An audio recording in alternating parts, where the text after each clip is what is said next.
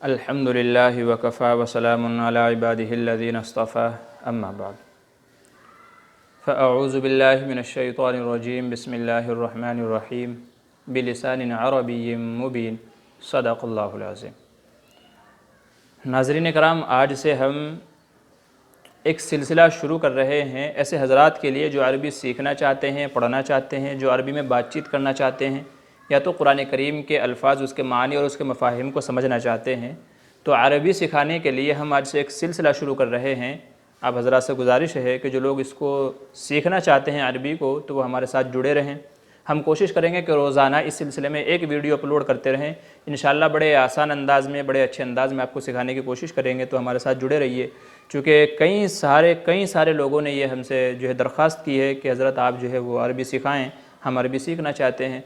तो अरबी सिखाने के सिलसिले में आज का ये पहला सबक है। इंशाअल्लाह हम रोज़ाना या दूसरे दिन एक वीडियो अपलोड करेंगे, तो आप ख़ुद भी इसको सीखते रहें इंशाअल्लाह और इसके मुताबिक अमल करते रहें।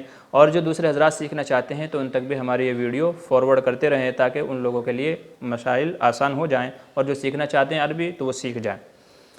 आज की इस वीडियो के अंदर हम सिर्फ़ अरबी ज़ुबान के ऊपर बात करेंगे।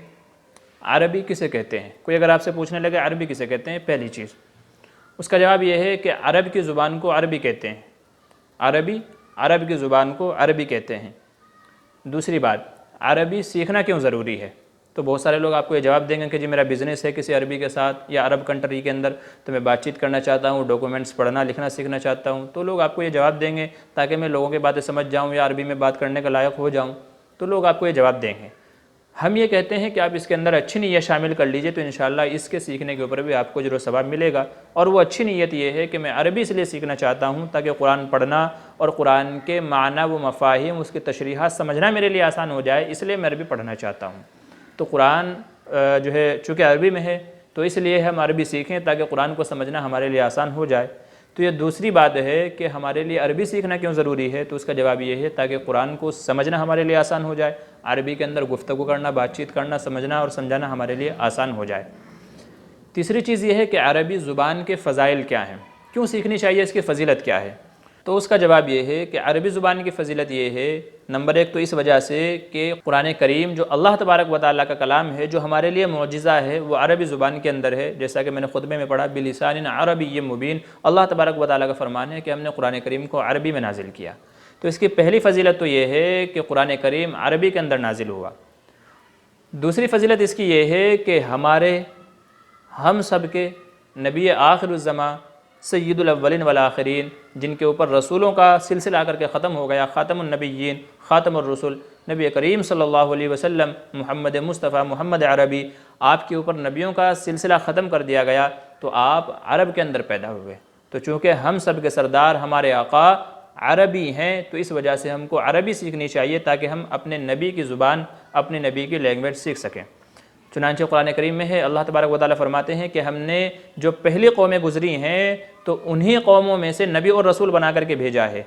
हर कौम में से उसी कौम का नबी और रसूल बना करके भेजा है, इसलिए ताकि उन लोगों को समझना और समझाना आसान हो जाए। मिसाल के तौर पे अगर कोई अजमी, कोई हिंदी उर्दू बोलने वाला किसी अरबी को समझाना चाहे तो उसके लिए बड़ा मुश्किल है, नहीं समझा सकता। ऐसे ही कोई अरबी हिंदी को समझाना चाहे तो नहीं समझा सकता। तो अल्लाह तबारक व तआला ने हर कौम में नबी भेजा, उन्हीं की लैंग्वेज में, उन्हीं की ज़ुबान में, ताकि अल्लाह के अहकाम, उसके फ़रामीन उनके लिए समझाना आसान हो जाए। लेकिन चूँकि नबी करीम सल्लल्लाहु अलैहि वसल्लम पर आकर के नबियों का सिलसिला ख़त्म हो गया और आप तमाम आलम के लिए क़यामत तक जो भी इंसान आने वाले हैं, किसी भी मुल्क में, दुनिया में कहीं भी कोई पैदा हो, उन सब के नबी आप सल्लल्लाहु अलैहि वसल्लम हैं।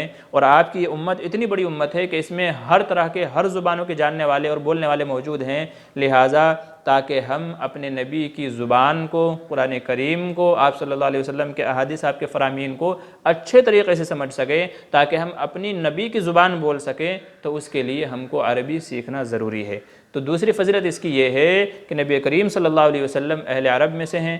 और तीसरी इस वजह से कि जन्नत की जो ज़ुबान होगी वो अरबी ज़ुबान होगी। जन्नत में जाने के बाद हम सब जो बोलेंगे, यहाँ दुनिया में कोई हिंदी बोलता, कोई चीनी बोलता, कोई जापानी बोलता, लेकिन जन्नत में जाने के बाद सब के सब अरबी ज़ुबान बोलेंगे। एक हदीस के अंदर आप सल्लल्लाहु अलैहि वसल्लम ने इसकी तरफ इशारा भी फरमाया। आपने इरशाद फरमाया, अहले अरब से मोहब्बत करो। अहले अरब वो लोग जो पैदाइशी अरब हैं, जो असल पेवर अरब हैं, खालिस अरब हैं। तो आपने उनके बारे में फरमाया अहले अरब से मोहब्बत करो 3 वजह से। इस اس لیے کہ قرآن کریم عربی میں نازل ہوا اس وجہ سے کہ میں عربی ہوں، اور فرمایا اس لیے کہ جنت کی جو زبان ہوگی وہ عربی ہوگی۔ تو یہ عربی زبان کے 3 فضائل ہیں، قرآن کریم عربی میں ہے، ہمارے نبی عربی ہیں، اور تیسرے اس وجہ سے کہ جنت کی زبان بھی عربی زبان ہوگی۔ تو یہ آج کے اس پہلے سلسلے کے اندر صرف یہی چیزیں ہیں کہ ہم کو عربی زبان سیکھنی ہے اور اس کے یہ فضائل ہیں۔ انشاءاللہ بقیہ اس کا جو سلسلہ ہے وہ کل سے شروع کریں گے۔ دعا فرمائے کہ اللہ تعالیٰ کے سننے زیادہ عمل کے توفیق نصیب فرمائے، آمین ثم آمین۔